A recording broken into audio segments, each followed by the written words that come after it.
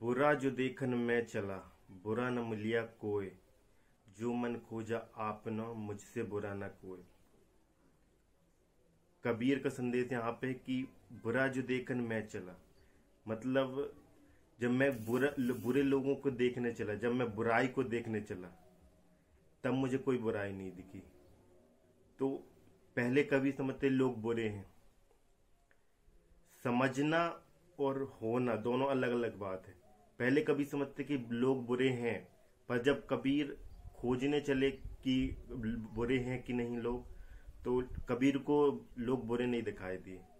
तो यहाँ कबीर ने बोला, बुरा जो देखन मैं चला, बुरा न मिलिया कोई। जो मन खोजा आपना, मुझसे बुरा न कोई।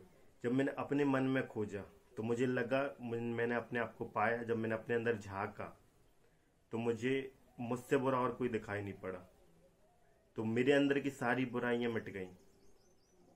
तो हम जो है दूसरे में बुराई देखते हैं। पहले कबीर समझते थे कि दुनिया बुरी है, पर जब हमने खोजा तो उन्हें बुरा नहीं पाया।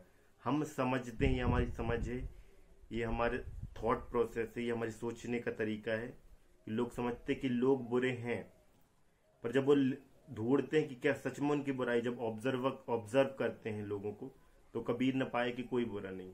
तो यहाँ कबीर कह रहे हैं कि मुझसे बुरा न कोई। यहाँ पे कबीर खुद के लिए नहीं बोल रहे। यहाँ उन्होंने लिखा जरूर है कि मुझसे बुरा न कोई। ये कबीर इसलिए बोल रहे कि इस पंक्ति को आप अपने ऊपर रख कर देखें, इस पंक्ति को कि मुझसे बुरा न कोई। जब आप ये अपने आप पे रख कर देखेंगे कि मुझसे बुरा न कोई, मतलब खुद को देखेंगे, पहले खुद को ऑब्जर्व करेंगे, क्या मैं बुरा हूं। जब हमें अपने अंदर की बुराई दिखाई पड़ेगी तो हमारी बुराई के सामने दूसरे लोगों की बुराई कम मालूम पड़ेगी हमें। क्योंकि जितना हम अपने आप को खुद जितने अच्छे से जानते हैं, दुनिया हमको नहीं जानती। दुनिया हमें जिस नजर से देखती है, वो देखेगी भी तो एक छोटा पड़ला रहेगा। एक सामने का पृष्ठ, जो उनका थॉट प्रोसेस है, जो उनके सोचने का तरीका है, वो उस तरीके से देखेंगे कि ये बुरा। पर सही मायने में हम उनसे ज्यादा जानते हैं कि हम कैसे हैं। आपसे ज्यादा आपको कोई और नहीं जान सकता। आप में जो बुराई है, यदि कोई व्यक्ति कहता है वो व्यक्ति बुरा है, वो जानता होगा कि वो उससे भी बुरा है या फिर वो उससे अच्छा है। वो उसके सोचने का तरीका, वो उसकी समझ है कि वो मानता है कि ये बुरा है। जरूरी नहीं है जो हम समझते हैं वो सच हो। समझ और होना दोनों अलग अलग चीजें हैं। हम समझते हैं कि वो व्यक्ति अच्छा है, हो सकता है वो बुरा व्यक्ति हो, ये हमारी समझ है। जरूरी नहीं कि वो बुरा हो, वो हम उसे बुरा समझ रहे हैं पर वो एक अच्छा व्यक्ति हो। तो ये समझ अलग चीज होती है, समझ और होना अलग है। समझ एक विजुअलाइजेशन होता है, एक ऊपरी ऊपरी व्यक्तित्व की पहचान होती है कि हम उसको समझ लेते कि वो चीज ऐसी है।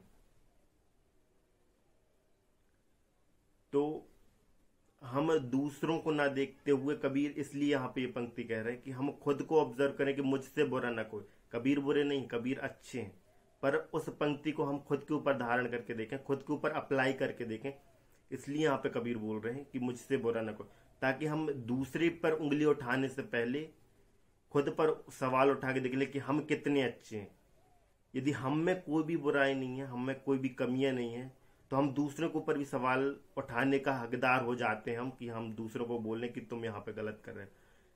दुनिया में ज्यादातर लोग हैं दूसरों के ऊपर लांछन लगा दे, दूसरों को नीचे दिखाते हैं कि तू किसी काम का नहीं है, तुम अपनी जिंदगी में कुछ नहीं कर पाओगे, तुम असफल व्यक्ति हो। हम अपने ऊपर अप्लाई कर रहे हैं, हम कैसे हैं, कि हमने बहुत बड़े झंडे गाड़ चुके हैं अपनी लाइफ में, कि हमने सफलता बहुत बड़ी बड़ी अचीव कर चुके हैं, कि हम में कोई कमियां नहीं है, कि हम कहीं से भी बुरे नहीं हैं।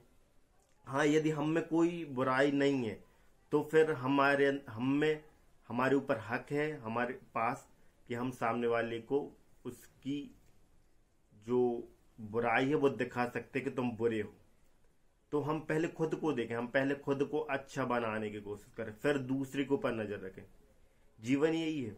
जीवन में हम कोशिश करें खुद बेहतर बने, दूसरों को बेहतर बनाने की कोशिश न करें, क्योंकि वो तो लगा ही अपने आप को बेहतर बनाने के लिए। आप उसे बेहतर बनने के लिए बोले या ना बोले, वो तो चाहेगा कि मैं बेहतर बनूं। हाँ, उसकी कमियां आप दिखा सकते हैं, पर उससे नीचा नहीं दिखा सकते। क्योंकि यदि आप में कोई कमियां नहीं है तो आप भी बोल सकते हैं दूसरे को कि आप उसकी कमियां दिखा सकते हैं, पर आप में कमियां हैं देखें। और हर व्यक्ति के अंदर कमियां हैं। लोग समझते हैं दूसरे गलत हैं, दूसरा कुछ गलत कर रहा है, दूसरे सही नहीं है। हमें अपने अंदर अपनी कमियों को ठीक करने की कोशिश करें। यदि हर व्यक्ति दुनिया का अपने अंदर की जो कमी है, अपने अंदर की जो बुराई है, उसको खत्म करने में लग जाए, तो दुनिया में किसी को कुछ कहने की जरूरत नहीं। हर व्यक्ति अच्छा बन जाएगा, हर व्यक्ति की बुराई खत्म हो जाएगी, हर व्यक्ति के अंदर जो शैतान बैठा है वो खत्म हो जाएगा। वो दूसरों में शैतान ना देखे, वो अपने अंदर देखे, वो अपनी कमियों को ठीक करने की कोशिश करे। यदि हर व्यक्ति, यदि 10 लोग हैं और 10 ही लोग अपने अपने ऊपर काम करना शुरू कर दें, तो 10 के 10 लोग अच्छे बन सकते हैं, ना कि दूसरों को दिखाएं। हमारी आदत है, ये हमारी कंडीशनिंग है कि हम दूसरों के ऊपर सवाल उठाते हैं, दूसरों को सही करने की कोशिश करते हैं, दूसरों को सिखाते हैं कि तुम अच्छा बनो, तुम सदाचारी बनो, तुम बड़ों का सम्मान करो। हम बच्चों को सिखाते हैं और खुद भी हम अप्लाई नहीं करते। कभी कभी खुद भी हम वैसा नहीं बनने की कोशिश करते जैसे हम शिक्षा देते हैं, जैसा हम बोलते हैं। तो हम जैसा बोलते हैं हम वैसा बनने की कोशिश करें, और यदि हम वैसा बन गए तो हमें अधिकार है। बुद्ध वैसा बन चुके तो बुद्ध को अधिकार है आपके अंदर की बुराई को दिखाने का, आपके अंदर की बुराई को बोलने का।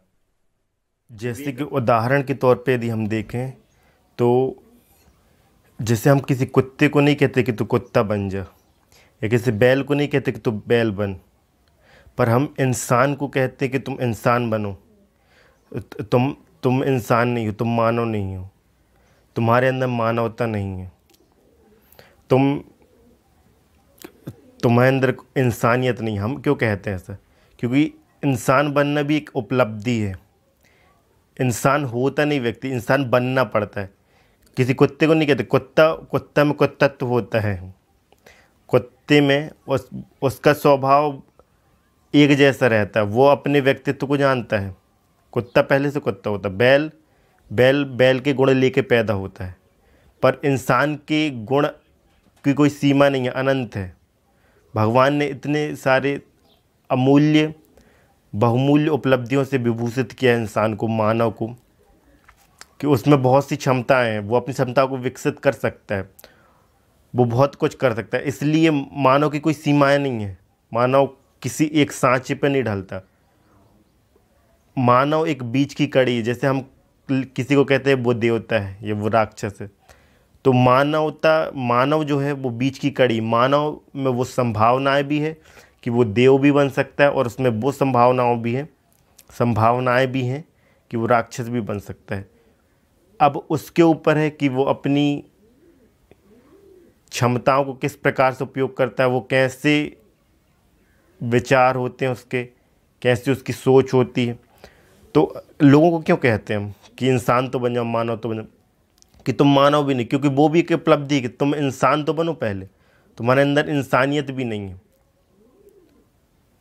तो हम दूसरों के अंदर बुराई ना देख के हम अपनी कमियों को ठीक करने की कोशिश करें, और सबसे पहले हम एक इंसान बनने की कोशिश करें, एक नैतिक व्यक्ति बनने की कोशिश करें। यदि व्यक्ति नैतिक बन जाता है, अच्छा बन जाता है, तो पूरी दुनिया में सुख ही सुख है। फिर दुख का कारण क्यों? क्योंकि अनैतिकता है समाज में।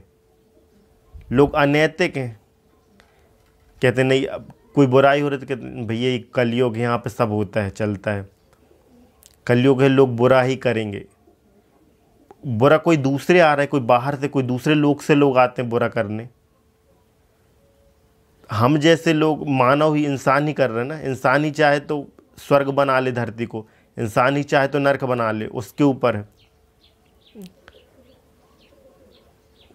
बलात्कार हो रहा है, बुरे काम हो रहे हैं, लड़ रहे हैं, युद्ध हो रहे हैं देशों में, विश्व युद्ध, इंसान के ऊपर सब रोकना। हम चाहें तो अभी सत्युग ला सकते हैं, इंसान के ऊपर है। पर वो बदलाव लोग करने की कोशिश नहीं कर रहे हैं, और वो पहल, वो बदलाव, वो स्वयं से शुरू होगा, वो खुद से शुरू होगा। हम अपने आप को एक आदर्श के रूप में स्थापित करने की कोशिश करें।